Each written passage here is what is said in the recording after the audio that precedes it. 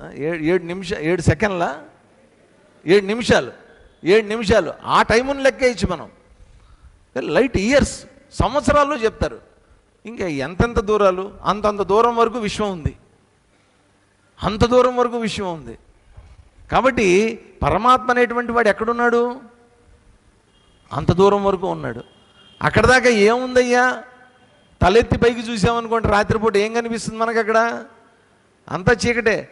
పగలపూట మనం చూడలేము. అది పగలపూట ఎందుకు కనిపించదు? అక్కడ ఏముందో అంతా సూర్యుడి కాంతి ఆవరించి ఉంటుంది కాబట్టి మనకు అక్కడ ఏం కనిపించదు కదా. ఎప్పుడైనా గుర్తుపెట్టుకోండి, కాంతిని చూడటం అనేటువంటిది చాలా కష్టం. ఇప్పుడు కాంతి యొక్క ఆరిజిన్ని మనం చూస్తాం. ఆరిజిన్ అంటే ఏంటంటే కాంతి బయలుదేరినటువంటి ఒక ప్రాంతాన్ని మనం చూడగలం. కాంతి పడినటువంటి వస్తువుని మనం చూడగలం. కాంతి ఏ వస్తువు మీద పడుతుందో ఆ వస్తువుని మనం చూడగలం. కాంతి యొక్క ప్రారంభం, ఆ లైట్ని మనం చూడగలం. విచిత్రం ఏంటంటే ఆకాశంలో ఈ లైట్ యొక్క ఆరిజిన్కి, అంటే ఆ ప్రారంభానికి, ఆ కాంతి పడినటువంటి వస్తువుకి మధ్యలో ఉన్నటువంటి కాంతిని ఎవడు చూడలేడండి. మధ్యలో ఉన్నటువంటి కాంతి ఎవడికి కనిపించదు, కానీ మధ్యలో కాంతి ఉంటుంది కానీ కనిపించదు. అది విచిత్రం. బల్బు కనిపిస్తుంది, ఆ బల్బు యొక్క కాంతి పడితే ఆ వస్తువు కనిపిస్తుంది, మధ్యలో ఉన్నటువంటి కాంతి మనకు కనిపించదు. ఇప్పుడు ఇదంతా అంతే. ఇప్పుడు మనం చూస్తున్నటువంటిదంతా అంతే. విచిత్రం ఏంటంటే పైన లైట్లు ఉన్నాయి, మీరందరూ కనిపిస్తున్నారు. ఆ లైట్కి మీకు మధ్యలో ఉన్నటువంటి కాంతిని నేను చూడలేను. అది గోడలను చూస్తాను, ఇంకోటేవో చూస్తాను తప్ప ఆ కాంతి నాకు కనిపించదు. అదృష్టం. ఇది కొంచెం సైంటిఫిక్గా ఆలోచించేటటువంటి వాళ్ళకి అర్థమవుతుంది ఈ విషయం.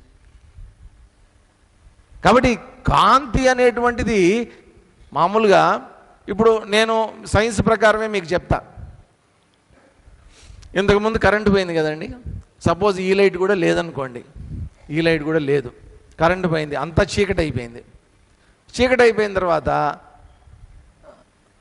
మీరు నాకు కనిపించట్లా, నేను మీకు కనిపించట్లా కదా. మీరు అక్కడే ఉన్నారు, ఎక్కడికి వెళ్ళలేదు.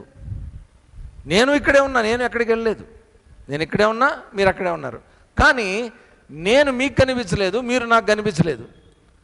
లైట్ రాగానే కనిపించింది. లైట్ రాగానే మీరు నాకు కనిపించారు, నేను మీకు కనిపించా. ఇప్పుడు చెప్పండి, మనం చూసింది ఏంటి? మీరు అంటారు, మేమండి మిమ్మల్ని చూసామండి అంటారు. మీరు నన్ను చూడగలిగే శక్తి కనుక మీకు ఉండుంటే కరెంటు లేకపోయినా కూడా నేను మీకు కనిపించి ఉండాలి. అర్థమైందా? నన్ను చూసేటటువంటి శక్తే కనుక మీకు ఉంటే, నిజంగా ఉంటే, కరెంటు లేనప్పుడు కూడా నేను మీకు కనిపించాలి. కానీ కరెంట్ వచ్చినప్పుడే నేను ఎందుకు కనిపిస్తున్నాను? కరెంట్ రాగానే లైట్ వెలుగుతోంది, లైట్ నా మీద పడుతోంది, నా మీద పడినటువంటి లైట్ మీ కళ్ళకి చేరుతోంది. ఇప్పుడు మీరు చెప్పండి, ఇప్పుడు మీరు చూస్తుంది ఏంటి? నన్ను చూస్తున్నారా, లైట్ని చూస్తున్నారా? మనం ఏ రోజు ఆ మాట ఎత్తం చూడండి. నేను లైట్ని చూస్తున్నాననే మాట మనం మాట్లాడడం. నేను నిన్ను చూస్తున్నా, దాన్ని చూస్తున్నా, దీన్ని చూస్తున్నా అంటాం. ఇవన్నీ నువ్వు చూడాలంటే అక్కడ ఏముండాలి? లైట్ ఉండాలి. ఆ లైట్ ఆ వస్తువు మీదో వ్యక్తి మీదో పడితే అప్పుడు నీకు కనిపిస్తుంది అది కదా. నువ్వు లైట్ని చూసి నువ్వు వస్తువులు అంటున్నావు. ఇక్కడ కూడా శ్రీకృష్ణ పరమాత్మ చూపిస్తున్నటువంటిది అద్భుతమైనటువంటి దివ్యమైనటువంటి కాంతి. ఆ కాంతిలో అన్ని రకాలైనటువంటి అనేక బాహువు ధరవక్తర నేత్రం ఇవన్నీ కనిపిస్తున్నాయి ఆయనకి. ఇవన్నీ కనిపిస్తూ ఉంటే ఇప్పుడేమంటున్నాడు ఈయన? ఇది విశ్వమంతా వ్యాపించినటువంటిదయ్యా, అంతటా ఉన్నటువంటి కాంతిది. ఎంత దూరం వరకు ఉందో నాకు అర్థం కావట్లేదు, ఎక్కడ చూసినా నువ్వే ఉన్నావు అంతా. కాబట్టి ఆయన కాంతి లేనటువంటి ప్రదేశం లేదండి, ఆయన చైతన్యం లేనటువంటి ప్రదేశం లేదు. ఉంది కాబట్టే విశ్వం అంతా అక్కడ ఒకే చోట గోచరం అవుతోంది. ఆ చూడగలిగినటువంటి శక్తి ఎవరిచ్చారు ఆయనకి? అర్జునుడికి స్వయంగా శ్రీకృష్ణ పరమాత్మే దివ్యమైనటువంటి చక్షువుల ద్వారా ఇచ్చాడు. కాబట్టి ఇది ఎలాంటిది అనేటువంటిది వర్ణిస్తున్నాడు అనమాట. విశ్వస్య పరం నిధానం. ఈ విశ్వం యావత్తుకి కూడా పరమమైనటువంటి నిధానం. ఇదొక క్షేత్రం, ఇక్కడ ఇదొక ఆయన నివాస స్థానం అన్నమాట విశ్వానికి ఇదంతా కూడా. త్వం అవ్యయ శాశ్వత ధర్మగోప్త. నువ్వు ఎలాంటి వాడివి? అవ్యయ, నాశనం లేనటువంటి వాడివి, పైగా శాశ్వత ధర్మగోప్త, శాశ్వతంగా ధర్మాన్ని రక్షించేటటువంటి వాడివి. కాబట్టి ధర్మాన్ని రక్షించేటటువంటి వాడు కాబట్టే ఆయనే స్వయంగా 4వ అధ్యాయంలో చెప్పాడు, యదా యదా హి ధర్మస్య గ్లానిర్భవతి భారత అభ్యుత్థానమధర్మస్య తదాత్మానం సృజామ్యహం. ఎప్పుడెప్పుడైతే ధర్మానికి గ్లాని అనేటువంటిది కలుగుతుందో అప్పుడప్పుడల్లా నేనుగానే ఇక్కడ నేను ఏదో ఒక అవతారాన్ని తీసుకొని ఇక్కడికి వస్తానయ్యా. దేనికోసం వస్తాను? ధర్మాన్ని మళ్ళా పునఃప్రతిష్ఠించడం కోసం నేను వస్తాను. కాబట్టి శాశ్వత ధర్మగోప్త, ఆయన పెట్టినటువంటి ధర్మం శాశ్వతం, దాన్ని శాశ్వతంగా రక్షించేటటువంటి వాడు కూడా ఆయనే. ఆయన తప్ప ఎవరు రక్షించలేరండి. మనం అందరం దేనికున్నామంటే ఆయన పెట్టినటువంటి ధర్మాన్ని అతిక్రమించడానికి మనం ఉన్నాం ఇక్కడ. ఈ ధర్మాన్ని వ్యతిరేక్తంగా చేయడానికి సిద్ధంగా ఉంటాం మనం ఎప్పుడు కూడా. ఎందుకని? మన సంస్కారాలు, మన కోరికలు, మన వాసనలు ఆ విధంగా మనని ప్రేరేపిస్తున్నాయి కాబట్టి ధర్మ వ్యతిరేక్తమైనటువంటి కార్యాలు చేయడానికి మనం ఎప్పుడు సిద్ధంగా ఉంటాం. కానీ ఒకటి మాత్రం గుర్తుపెట్టుకోండి, నువ్వు ఎన్ని ధర్మ వ్యతిరేక కార్యక్రమాలు చేసినప్పటికీ, ధర్మాన్ని అతిక్రమించినప్పటికీ నేను చూడలేనేమో, పోలీసులు చూడలేరేమో, సీసీ కెమెరాలు చూడలేవేమో, ఒకడు మాత్రం చూస్తుంటాడు నిన్ను. ఎవరైనా? పైనుండే పరమాత్మ కాదండి, నీలో ఉండే పరమాత్మ. అది గుర్తుపెట్టుకోండి. ఎక్కడో పైనుండి చూస్తున్నాడని అనుకోవద్దండి. మనం పైన ఉన్నాడు అనగానే పైకి చూస్తాం. ఏం లేడు కాబట్టి ఏం లేదు. ఒకరోజు మా మురళికి తెలుసు, ఒకరోజు మా గుడి దగ్గర కుర్రాళ్ళు వెర్రి వెంగళప్ప వేషాలు వేస్తుంటారనమాట. ఏం చేశారంటే అక్కడ అంతా పెద్ద ఓపెన్గా పెట్టారనమాట. అంతా ఈ మధ్య అంతా సిమెంట్ చేసి బాగా నీట్గా వెడల్పుగా చేశారు. ఈ కుర్రాళ్ళకి ఏంటంటే ఈ మధ్య ఈ రీల్స్ పిచ్చి బాగా పట్టింది. ఎవరిదో పుట్టినరోజు ఏం చేశారంటే రోడ్డు మధ్యలో పెట్టారు. గుడి ముందు రోడ్డు మధ్యలో 2 పెద్ద టేబుల్స్ వేసి 2 కేకులు పట్టుకొచ్చి, దేనికిరా 2 కేకులు అంటే ఒకటేమో పూసుకోవడానికంట, ఒకటేమో తినడానికంట. 2 కేకులు పట్టుకొని వచ్చి అంతా సెట్టింగ్ చేశారు. సెట్టింగ్ చేసి అందరు కుర్రాళ్ళు ఇంక రెడీ అవుతున్నారనమాట కేకులు కోయడానికి. వాడు పుట్టినరోజు ఏంటో వాడు ఎవడో మనకు తెలియదు. నేను గట్టిగా వార్నింగ్ ఇచ్చా. మురళి వెనకాతలే ఉన్నాడు. అరే చూడండి, సీసీ కెమెరాలు ఉన్నాయి ఇక్కడ, మొత్తం గుడి అంతా సీసీ కెమెరాలు ఉంటాయి. సీసీ కెమెరాలు ఉన్నాయి, పొరపాటున పోలీసు వాళ్ళు కనుక చూశారనుకోండి మీకు తాట తీసేస్తారని చెప్పా. వాళ్ళు ఏం చేశారంటే కొంచెం భయపడి ముందుకు తీసుకొచ్చారు. అక్కడి నుంచి కొద్దిగా ముందుకు జరిగారనమాట. ఓ 10 అడుగులు ఇక్కడి నుంచి ఆ చివరి దాకా తీసుకొని వచ్చారు. ఇంకా నిజంగా చెప్తున్నానండి, అంతా రెడీ అయిందనమాట. ఇంకా థమ్స్అప్ బాటిల్స్ అవన్నీ చల్లుకోవడానికి అన్నీ తెచ్చారనమాట. ఎక్కడి నుంచి వచ్చిందో పోలీస్ వ్యాన్ వచ్చింది. నిజంగా చెప్తున్నా, కుయ్యి కుయ్యి కుయ్యమని వచ్చారు. ఒక్కొక్కడిని ఉతికారు, పరిగెత్తారు. చూడండి, చెట్టుకొకడు పుట్టకొకడు, మోటార్ సైకిళ్ళు అన్నీ వదిలేశారు. మొత్తం టేబుల్స్ గోవిందా, కేకులు గోవిందా, పరుగో ఒక్కొక్కడు. ఎందుకని? చూసేవాడు ఒకడు ఉంటాడు. నేను సరదాకన్నా నిజంగా వచ్చారంతే, టకటక వచ్చారు మొత్తం అందరికి. లేకపోతే రోడ్ల మీద పిచ్చి వేషాలు ఏంటంటే నాకు అర్థం కాదు. దాన్ని అంతా మొబైల్స్లో చూసి అందరికీ పెట్టడం కోసం అట ఇదంతా వాళ్ళ తాపత్రయం. కాబట్టి ఆ ధర్మం అనేటువంటిది వ్యతిరేకించినటువంటి వాడికి ఏదో ఒక రకంగా భగవంతుడు అనేటువంటి వాడు ఉంటాడు, ఆయన శిక్ష పడుతుంది. అందుకనే అంటారు, భగవంతుడు ఉన్నాడండి, భగవంతుడు చూసుకుంటాడండి, దేవుడు ఉన్నాడండి, ఆటోమేటిక్గా మన నోట్లోంచి వచ్చేస్తుంది అన్నమాట. ఎవరో దేవుణ్ణి నమ్మనటువంటి వాడు ఇంకొకటి ఏదో ఒక దివ్యమైనటువంటి శక్తి చూస్తుంది, ఏదో ఒక చైతన్యం మనని గమనిస్తోంది, ఎవరో మనని గమనిస్తున్నారు, మనకు తెలియకుండానే మనని గమనిస్తున్నారు. ఎవరది? ఎవరో కాదండి, మన లోపల ఉన్నటువంటి మన అంతఃసాక్షి, భగవత్ చైతన్య రూపంలో ప్రకాశితం అవుతున్నటువంటి మన అంతఃసాక్షి ఏదైతే ఉందో ఆ సాక్షి లోపల నుంచి గమనిస్తూ ఉంటాడు ఆయన. కాబట్టి ఆయన అనుకుంటాం మనం ఇప్పటికిప్పుడు ఏం చెయ్యకపోవచ్చు, ఏదో ఒకసారి ఏదో ఒక రూపంలో మనకి పడాల్సినటువంటి శిక్ష, విధించాల్సినటువంటి శిక్ష ఖచ్చితంగా విధించి తీరుతాడు ఆయన. దాంట్లో ఎటువంటి సందేహం లేదండి. ఇప్పటికిప్పుడు మనకి పైకి కనిపించకపోవచ్చు. చాలామంది అడిగేటటువంటిది అదే, సార్ దుర్మార్గులందరూ బ్రహ్మాండంగా ఉన్నారండి ఈ ప్రపంచంలో అని అంటూ ఉంటారు. మనం అనుకుంటాం అట్లాగే ఉన్నారని. నిజంగా చెప్పండి, ఏమీ లేనటువంటి వాడు హ్యాపీగా చెట్టు కింద అంత అన్నం తిని ఏదో ఒకటి తిని బతికేస్తాడు. ఈ దుర్మార్గుడైనటువంటి వాడు మొత్తం సంపాదిస్తాడు, ఇంట్లో పెడతాడు, అక్కడ పెడతాడు, ఇక్కడ పెడతాడు, బంగారాలు పెడతాడు, పెట్టి వాడికి నిజంగా చెప్పండి, వాడి కంటి నిండా నిద్రపోతాడండి వాడు? సరైన కునుకు పడుతుందా వాడికి? హ్యాపీగా నిద్రపోగలుగుతాడు వాడు?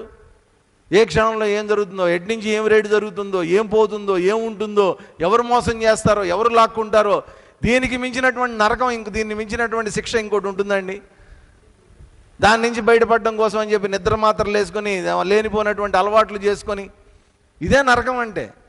మీరు అనుకుంటారు వాడికి ఉన్నటువంటి కార్లు, వాడికి ఉన్నటువంటి బంగ్లాలు ఇవన్నీ చూసి అబ్బా వాడు చాలా గొప్పగా బతికేస్తున్నాడు రా అని మనం అనుకుంటాం. కానీ వాడు లోపల ఉన్నటువంటి టార్చర్, భగవంతుడు పెట్టేటటువంటి టార్చర్ మామూలుగా ఉండదండి. కాబట్టి గుర్తించాల్సింది ఏంటంటే ఆయన మొత్తం అంతటినీ కూడా నిరంతరం గమనిస్తూ ఉంటాడు. తమ అవ్యయ శాశ్వత ధర్మ గోప్త సనాతనస్వం పురుషో మతోమే. నువ్వు ఎలాంటి వాడివయ్యా? మే మత, నా అభిప్రాయాన్ని చెప్తున్నాను ఇక్కడ. ఎలాంటిది నా అభిప్రాయము? సనాతనస్వం, నువ్వు సనాతన పురుషుడివి. సనాతనం అంటే ఏంటి? సనాతనం అంటే ఈ సృష్టి ప్రారంభంలో ఉన్నటువంటి పురుషుడు ఎవరైతే ఉన్నారో అప్పటి నుంచి ఇక్కడ పురుషత్వం అంటే ఏంటంటేనండి, మనం అనుకునేటటువంటి స్త్రీలింగము, పులింగము, పురుషుడు ఇది కాదు. పురుషుడు అంటే ఏంటంటే అక్కడ పూర్ణత్వాత్ పురుష. ఎక్కడైతే పూర్ణత్వం అంటే ఏంటి? అంతటా వ్యాపించి ఉన్నటువంటిది పూర్ణత్వము, అంతటా వ్యాపించగలిగినటువంటి శక్తి పూర్ణత్వాత్. ఒక డబ్బా ఉందనుకోండి, ఆ డబ్బాలో నేను నిండా కందిపప్పు, పెసరపప్పు ఏదో ఒకటి పోసాను, పెసరలో ఏదో ఒకటి పోసా, టైట్గా పెట్టేశా. టైట్గా పెట్టేసిన తర్వాత మూత పెట్టిన తర్వాత అది ఎలా ఉంటుంది? అది పూర్ణం, ఇంకా కదలదు. అది మీరు ఏం చేసినా కానీ, పైకి తల్లకిందులుగా ఏం చేసినా కానీ ఇంకా అది కదలదు, ఫిక్స్ అయిపోయి ఉంటుంది అన్నమాట. పూర్ణం, నిండుగా ఉండేటటువంటిది. ఇప్పుడు దేని నిండుగా ఉండని చెప్తున్నాడు ఈయన? విశ్వం అంతా నిండుగా ఉన్నటువంటి వాడు, ఇంకా కదలడానికి కూడా ప్లేస్ లేదు. ఇప్పుడు ఆలోచించండి, ఆ పూర్ణత్వం నేనే అయినప్పుడు నేను ఎక్కడికన్నా కదలగలనా? అంతటా నేనే ఉన్నప్పుడు నేను ఎక్కడికి కదులుతాను? అంతటా నేనే ఉన్నప్పుడు, అంతటా భగవంతుడే ఉన్నప్పుడు భగవంతుడు కదలడానికి ప్లేస్ ఎక్కడుంది? ఇంకా అంతటా ఉన్నటువంటిది ఆయనే. సనాతనత్వం ఇది ఎప్పటి నుంచి ఉంది? సనాతనం, ఈ సృష్టి మొదల నుంచి ఉంది. ఇది అప్పటి నుంచి ఉన్నటువంటి పూర్ణ పురుషుడంటూ ఎవరన్నా ఉన్నారు అంటే నువ్వే అనేటువంటిది నా మతం, నా అభిప్రాయము. కాబట్టి ఇక్కడ దాకానే ఏంటంటే చూసినటువంటిదంతా చూశాడు. చూసిన తర్వాత ఆ చూసినటువంటి దాంట్లోంచి తను తెలుసుకున్నటువంటివి ఇక్కడ చెప్తున్నాడు అనమాట.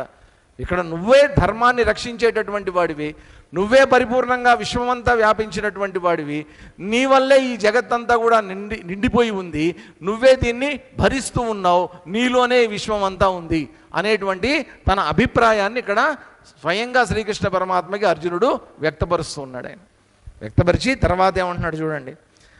అనాది మధ్యాంతమనంత వీర్యం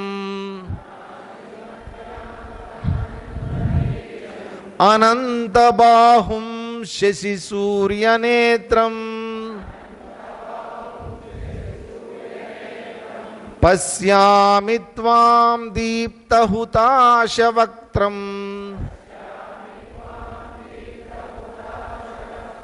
స్వతేజసా విశ్వమిదం తపంతం అనాది మధ్యాంతమనంత వీర్యం అనంత బాహుం శశి సూర్యనేత్రం పశ్యామి త్వాం దీప్తహుతాశవక్త్రం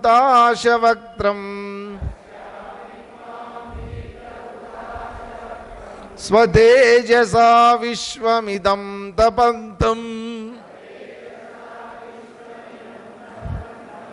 అనాది మధ్య అంతం, ఆది మధ్యాంతాలు లేనటువంటిది. అనంత వీర్యం, వీర్యం అంటే ఏంటంటే శక్తి, శౌర్యం, పరాక్రమం. ఎంత శౌర్యం ఉంది అక్కడ? అనంతం, అంతం అనేటువంటిది లేదు. ఇక్కడ అనంతం అనేటువంటిది వచ్చినప్పుడల్లా మనం అర్థం చేసుకోవాల్సింది ఏంటంటేనండి, దాన్ని మెజర్ చేయడానికి, కొలవడానికి వీలు లేనటువంటిది అని అర్థం చేసుకోవాలి. సో అనంతమైనటువంటి శక్తి, దాన్ని దేంతో కొలుస్తావు నువ్వు? కొలవడం నీ వల్ల కాదు. అనంతమైనటువంటి వీర్యం, అనంత బాహుం. ఎన్ని చేతులు ఉన్నాయి ఇక్కడ? అనంత బాహుం, లెక్కలేనన్ని చేతులు ఉన్నాయ్యా. శశి సూర్యనేత్రం. ఇక్కడ ఇంకోటి ఇది బాగుంది. శశి సూర్య, సూర్యచంద్రాదులు ఇద్దరు, వాళ్ళిద్దరు ఎవరే? ఆదులు కాదండి, సూర్యచంద్రులే. సూర్యచంద్రాదులు అంటే మళ్ళీ ఇంకా ఎవరన్నా వస్తారు. సూర్యచంద్రులే కన్నులుగా కలిగినటువంటి వాడు, వాళ్ళిద్దరే కళ్ళుగా ఉన్నటువంటి వాడు. దీప్త హుతాశ వక్త్రమట. ఇది ఎంత బాగుందో చూడండి. జ్వలిస్తున్నటువంటి అగ్ని లాంటి నోరు కలిగినటువంటి వాడు. వక్త్రం, నోరు. ఆ నోరు ఎట్లా ఉండదా? జ్వలిస్తూ ఉందట. బహుశా ఎలా ఉంటుందంటే అదేదో పెద్ద అగ్నిపర్వతం లాగా ఉంటుంది బహుశా. అగ్నిపర్వతం చూసారా? అగ్ని జ్వాలలు ఇలా లేస్తూ ఉంటాయి. ఆ డిస్కవరీ ఛానల్లో అక్కడ చూపిస్తూ ఉంటారు. దాన్ని ఏమంటారంటే, దాన్ని కూడా వాల్కెనో మౌత్ అంటారండి. లావా వస్తుంటుంది దాంట్లోంచి, వాల్కెనో మౌత్. ఆ వాల్కెనో మౌత్ రౌండ్గా పెద్దది గుంటలాగా ఉంటుంది. ఎప్పుడు బర్స్ట్ అవుతుందో తెలియదు. కొన్ని కంట్రీస్లో ఉంటాయి అట్లాంటివన్నీ కూడా. అవి ఎప్పుడు యాక్టివ్గా ఉంటాయి, ఎప్పుడు బర్స్ట్ అవుతాయో తెలియదు. ఇంకా అది వచ్చిందంటే ఆ లావా, స్మోక్ అదంతా దాంట్లో అట్లాగా ఎగిసి పడుతూ ఉంటుంది అనమాట. ఆ లావా పైకి 100 మీటర్ల హైట్ ఎగిసి పడుతూ ఉంటుంది. అది ప్రవహిస్తూ ఉంటుంది. అందరూ ఖాళీ చేసి వెళ్ళాల్సిందే అక్కడి నుంచి. ఆ చిలి అక్కడంతా ఉన్నాయి ఇట్లాంటి అగ్నిపర్వతాలు, ఎప్పుడు యాక్టివ్గా ఉంటాయి అవి. కాబట్టి అలాగా ఆయన నోరు కూడానట ఒక అగ్నిగుండంలాగా మండుతున్నట్టు ఉందట. అటువంటిది స్వతేజస ఇదం విశ్వం తపంతం. స్వతేజస తపంతం, ఈ విశ్వాన్నంతటినీ కూడా తపింపజేస్తూ ఉన్నటువంటి వాడు. దేంతోనట? స్వతేజస. కాబట్టి భగవంతుడిని ఇక్కడ ఏ విధంగా చెప్తున్నాడు? స్వతేజస్సు అంటే, ఇప్పుడు మనం ఇక్కడ ఉన్నటువంటిది చూడాలనుకోండి, ఓ దీపం కావాలి, ఒక లైట్ కావాలి కదా. భగవంతుడిని చూడాలంటే ఏ దీపము ఏం అక్కర్లేదండి. ఎందుకని అక్కర్లేదు? స్వతేజస. ఆయనే స్వయంగా తేజస్సు. ఆయనే స్వయంగా తేజస్సు అయినప్పుడు ఆయన చూడడానికి ఇంకొక లైట్తో ఏం పని? ఆయనే తేజస్సుగా ఉన్నటువంటి వాడు. ఈ మధ్య నేను ఎవరిదో పొలిటీషియన్స్ ప్రస్తావనలు తీసుకొస్తున్నాను అని మాత్రం అనుకోకండి. ఒక పొలిటీషియన్ గారు ఒక ఆయన చెప్పారనమాట. ఆవిడ భార్య ఎక్కడో మొత్తానికి ఒక లేడీస్ కాలేజీలో ఒక టాక్కి వెళ్ళింది. వెళ్తే, మేడం మీరు ఎప్పుడన్నా షాపింగ్ చేశారా అని అడిగారు పిల్లలు సరదాగా. ఆడపిల్లలు ఏదో ఒకటి సరదాగా ఏదో ఒకటి అడగాలి కదా. అడిగారు, మేడం మీరు ఎప్పుడన్నా షాపింగ్కి వెళ్తారా అని అడిగారు. పెద్దగా నేనేం చేయను, అంతగా నాకంత ఇంట్రెస్ట్ లేదు దాని మీద. పోనీ మీ ఆయన మీకు ఎప్పుడన్నా ఏమన్నా కావాలంటే కొనిచ్చారా అని అడిగారు. అంటే అడిగాను ఒకసారి, డైమండ్ నెక్లెస్ ఒకటి, డైమండ్ రింగ్ ఒకటి, డైమండ్ నెక్లెస్ ఒకటి కొనమని అడిగాను అంది ఆవిడ. అంటే మరి కొనిచ్చాడా మీ ఆయన అని అడిగారు. అడిగితే, నువ్వే పెద్ద డైమండ్, నీకెందుకు డైమండ్ నెక్లెస్ అన్నాడు మా ఆయన అంది. అంటే ఏంటి? స్వతేజస, నువ్వే డైమండ్, నీకు ఇంక డైమండ్ ఎందుకు? కాబట్టి ఆయనే స్వయంగా చైతన్యవంతుడైనప్పుడు ఆయన చూడ్డానికి వేరే చైతన్యాలు అవసరం ఉంది? ఆయన చైతన్యం ఎలాంటిదో చెప్తున్నారనమాట. స్వతేజస, ఆయన యొక్క స్వయం తేజస్సుతోటి ఇదం విశ్వం, ఈ విశ్వం మొత్తాన్ని కూడా తపింప చెయ్యగలిగినటువంటి వాడు. కాబట్టి అటువంటి అంత శక్తివంతుడైనటువంటి వాడు త్వాం పశ్యామి, అటువంటి నిన్ను నేను చూస్తున్నానయ్యా. కాబట్టి సర్వశక్తిమంతుడు స్వప్రకాశుడువంతుడు అయినటువంటి ఆ పరమాత్మని ఇప్పుడు ఏమంటున్నాడంటే అర్జునుడు, అటువంటి వాడిగా నేను నిన్ను, ఇంతకుముందు శ్లోకంలో ఏమన్నాడు? అది నా అభిప్రాయం అయ్యా, నేను చెప్తున్నాను. కాబట్టి ఇప్పుడు నువ్వు నాకు కనిపిస్తున్నటువంటి రూపం అంతా కూడా ఏదో లైట్ లేసి నేను చూడాల్సినటువంటి అవసరం లేదు. ఇది ఏదో క్రికెట్ మ్యాచ్ చూసినట్టు నీకు నువ్వుగానే నీ స్వతేజస్సుతోటి, విశ్వమంతా వ్యాపించినటువంటి స్వతేజస్సుతోటి నువ్వు ప్రకాశమానంగా విభ్రాజమానంగా వెలుగుతూ ఉన్నావు. కాబట్టి నిన్ను నేను చూడగలుగుతున్నాను అని ఆయన అర్జునుడు అనేటువంటి వాడు ఇక్కడ తన యొక్క మొత్తం తన లోపల ఉన్నటువంటి భక్తి ప్రపత్తుల్ని మొత్తం కూడా భగవంతుడి పాదాల ముందు ఉంచడానికి ప్రయత్నం చేస్తున్నాడు. మనం ఏం చేద్దామంటే ఒకసారి కళ్ళు మూసుకొని ఈ విశ్వరూపం ఏ విధంగా ఉండి ఉంటుంది అనేటువంటిది, అనంతమైనటువంటి విశ్వరూపం బాహ్యంగా కనిపిస్తున్నటువంటిది నా మనసులో నేను ఊహించుకోవడానికి ఒకసారి ప్రయత్నం చేద్దాం ధ్యానంలో.